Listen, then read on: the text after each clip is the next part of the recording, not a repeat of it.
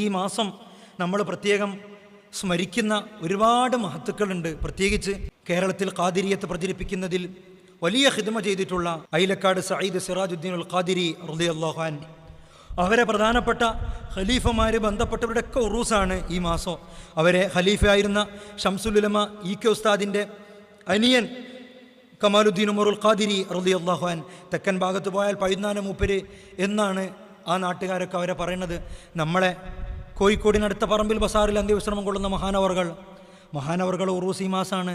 അതുപോലെ അവരെ പിന്മുറക്കാരായി വന്നിട്ടുള്ളവരാണ് പഴുന്നാന ഷെയ്ഖ് യൂസുഫുൽ ഖാദിരി, അവരുടെയൊക്കെ ഉറൂസിൻ്റെ മാസം. അതുപോലെ ഷെയ്ഖുനായുടെ വലിയ മുഹിബും എല്ലാം ഇപ്പറഞ്ഞ പോലെ ഷെയ്ഖുനായോട് ചോദിച്ചറിഞ്ഞ് മാത്രം കാര്യങ്ങൾ നീക്കാൻ വേണ്ടി ശ്രമിച്ചിട്ടുള്ള മന്യരായ CP ഉസ്താദ് ഷെയ്ഖുനായുടെ മഹബത്ത് നമ്മുടെ നാടുകളിലൊക്കെ പ്രചരിപ്പിച്ച് ഷെയ്ഖുനായുടെ ആ വഫാത്ത് കഴിഞ്ഞ് പിന്നീട് 5-10 വർഷം ഷെയ്ഖുനായുടെ ഉറൂസുകളിലൊക്കെ നമ്മുടെ ചുറ്റുഭാഗങ്ങളിലൊക്കെ ഉറൂസുകൾ സ്ഥാപിക്കുക, ഷെയ്ഖുനായുടെ മദ്ഹ് കീർത്തനങ്ങൾ പറയുക, ജനങ്ങളിലേക്ക് ഷെയ്ഖുനായുടെ മഹബത്ത് സന്നിവേശിപ്പിക്കുന്നതിൽ വലിയ പങ്ക് വഹിച്ച ആളാണ് CP ഉസ്താദ്. അവരൊക്കെ ആണ്ട് ഈ മാസത്തിലാണ്. അല്ലാഹു സുബ്ഹാനഹു വ തആല അവരുടെയൊക്കെ മദദ് നമുക്കൊക്കെ നൽകി അനുഗ്രഹിക്കുമാറാവട്ടെ.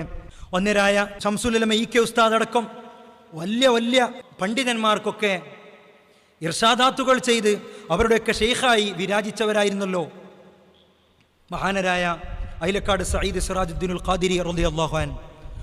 അവരുടെ ജീവിതത്തിൽ വലിയ കറാമത്തുകൾ അവരുടെ ജീവിതത്തിൽ ഉണ്ടായിട്ടുണ്ട്.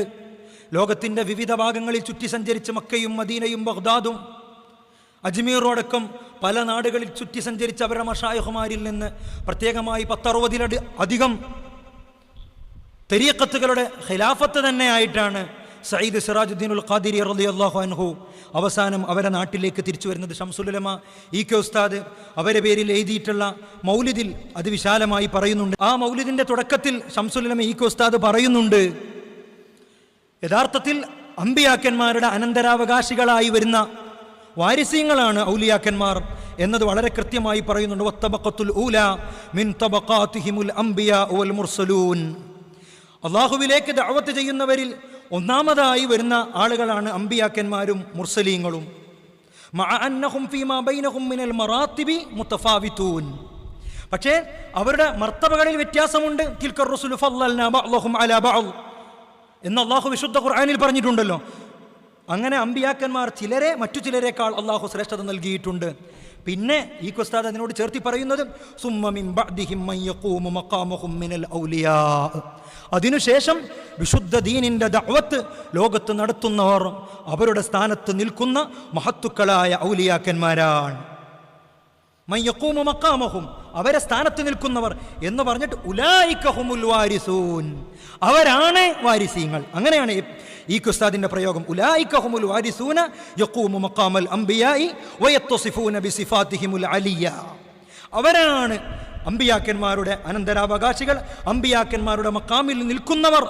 വയത്തസിഫൂന ബിസിഫാതിഹിമുൽ അലിയ ലിമാ ഔദ അല്ലാഹു സുബ്ഹാനഹു വ തആല ഫീ തബീഅതിഹിം മിൻ മവാദിൽ കമാൽ, അല്ലാഹു അവർക്ക് പ്രത്യേകമായി കൊടുത്തിട്ടുള്ള പ്രകൃതം, ആ പ്രകൃതത്തിൽ തന്നെ ജനിച്ചു വന്നിട്ടുള്ള പ്രത്യേകമായ ഔസാഫുകൾ സിദ്ധിച്ച അവരാണ് അമ്പിയാക്കന്മാരുടെ മഖാമിൽ നിൽക്കുന്ന വാരിസീങ്ങൾ.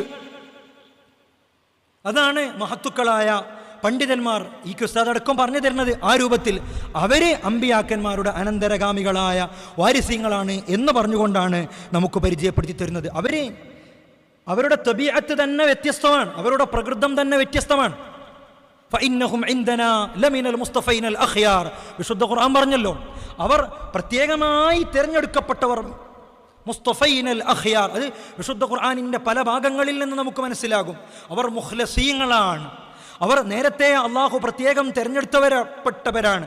ഞാനും നിങ്ങളും ജനിച്ച പോലെ ഏതോ ഒരു സമയത്ത് ഏതോ ഒരു രൂപത്തിൽ അങ്ങനെ ജനിച്ചിട്ടുള്ളവർ അല്ല.